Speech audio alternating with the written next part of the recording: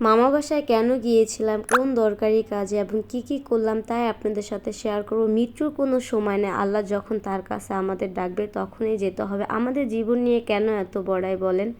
আসসালামু আলাইকুম, সবাই কেমন আছেন? আশা করি সবাই ভালো আছেন। আলহামদুলিল্লাহ আমিও ভালো আছি। সকালবেলা বের হয়ে গেলাম মামি আর ভাগ্নি মিলে। আমার কিছু দরকারি কাজ ছিল, দরকারি কাজ করে ফেললাম। এরপর আমরা সকালে নাস্তা করতে চলে আসলাম। আর এই জায়গার নাস্তাটা অনেক বেশি মজা ছিল। ডাল ভাজি ছিল এবং হলো তন্দুর রুটি ছিল। এটা খেতে অনেক বেশি মজা ছিল। আমি আরেকবার ওই জায়গার নাস্তাটা করেছি, তাই মামিকে বললাম চলেন আমরা ওদিকে যেয়ে নাস্তা করি। এটা ছিল পপুলার হসপিটালের দোতলায়, অনেক বেশি মজার একটা নাস্তা।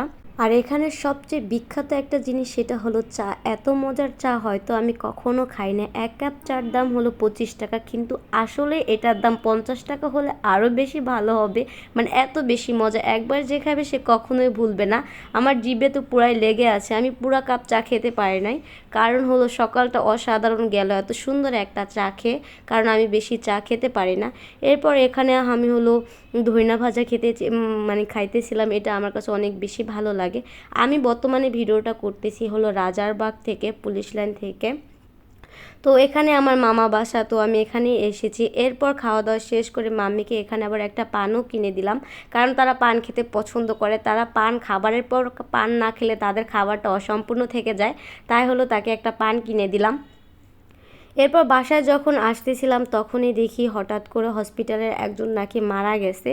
এই লোকটা মানে অনেকের মৃত্যুর কথা শুনলে অনেক বেশি কষ্ট লাগে। আমাকেও তো একদিন এই ঠিকানায় যেতে হবে, যেটা হলো আমাদের আসল ঘর, ঠিক না? তো অনেক খারাপ লাগতেছিল। লোকটা নাকি ইয়াং ছিল অনেক, এখনও মানে বিয়ে করে নাই। তো চাকরি করতে এই হসপিটালে। তো এই যে হলো তার জানাজা দিতেছিল, হঠাৎ করেই মারা গেছে। বলতে এক সপ্তাহ সে ছিল, হসপিটালে ছিল, বাথরুমে গিয়েছিল, বাথরুমে সে হলো পড়ে গেছে এবং পড়ে স্ট্রোক করেছে এবং মাথাটা থেকে অনেক বেশি ব্লিডিং হয়েছিল এবং কেউ বুঝতে পারে না। 1-1.5 ঘন্টা পরে দরজা ভেঙে দেখে লোকটা ওখানেই হলো, মানে কোনো নাই। তো হসপিটাল 1 সপ্তাহের মতো ছিল এবং মারা গেছে। লোকটা নাকি অনেক বেশি ভালো ছিল, সবাই মুখে মুখে বলে। আল্লাহ তাকে ভেস্ত নাসিব করো, আপনারাও তার জন্য দোয়া করবেন। আমাদের দুদিনের জীবনে কেন এত বড়াই করি বলেন? কি আছে আমাদের?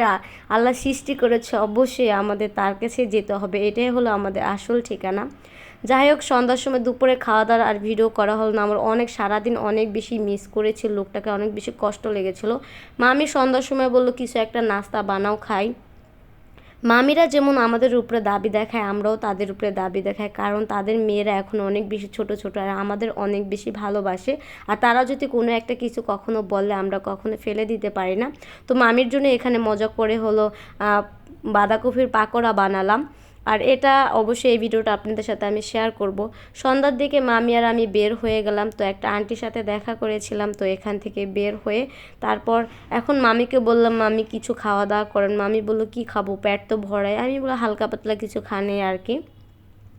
এরপর হলো আমরা এদিকে চলে আসলাম। আর ঢাকা শহর মানেই তো মানুষ 500 টাকা নিয়ে বের হলে 2-3 আইটেমের জিনিস খাওয়া যায়, মানে পেট ভরে এরকম। কিন্তু অন্য অন্য জায়গায় কিন্তু এরকম না। যেরকম আমি ভৈরবে থাকি, তারপর আমাদের মাদারীপুরে এরকম কম দামে জিনিস পাওয়া যায় না, অনেক বেশি বেশি। একটা বার্গার খেতে গেলে প্রায় হলো 280 টাকা, 250 টাকা এরকম। কিন্তু এখানে দেখেন কত মজার একটা বার্গার, মাত্র 60 টাকা পিস। তো এখান থেকে মামিকে স্যুপ কিনে দিলাম, বার্গার খেলাম। এরপর মামিকে মজার একটা চাও কিনে দিলাম। মানে এই জায়গার চাটা অনেক বেশি মজা ছিল। দেখেন একবার জ্বালা দিতে দিতে সরে ভরে গেছে। এক কথা বললেই হয়, সর চা মানে অনেকটাই ইয়াম্মি ছিল। আমি খাই নাই, দেখতেই মানে বুঝতেই পেরেছি এটা অনেক বেশি মজা ছিল। এরপর এই যে খাওয়া দাওয়া শেষ করে এখন হলো আমরা আবার বাসায় চলে আসলাম। তো ভিডিওটা আজকে এই পর্যন্ত। সবাই ভালো থাকবেন, আর যদি ভিডিওটা ভালো লাগে অবশ্যই লাইক কমেন্ট শেয়ার করে দিবেন। পরবর্তী ভিডিওতে আবার আপনাদের সাথে দেখা হবে। টাটা, বাই বাই, আল্লাহ হাফেজ।